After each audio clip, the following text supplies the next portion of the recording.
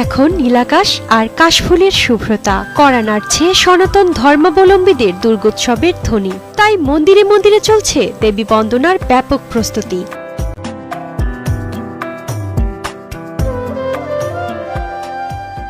চট্টগ্রামে প্রতিমা তৈরির কাজ শেষ।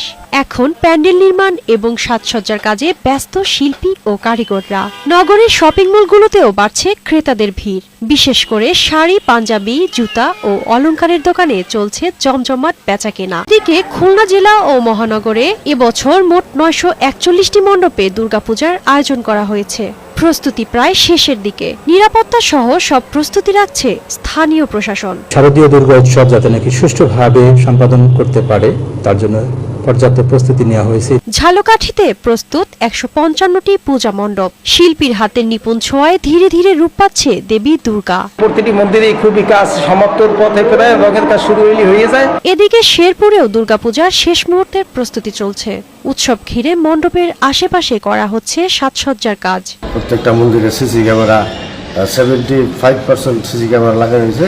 আগামী 28 সেপ্টেম্বর মহাষষ্ঠীর মধ্য দিয়ে শুরু হবে দুর্গাপূজার আনুষ্ঠানিকতা, আর 2 অক্টোবর বিসর্জনের মধ্য দিয়ে শেষ হবে এবারের শারদীয় দুর্গোৎসব।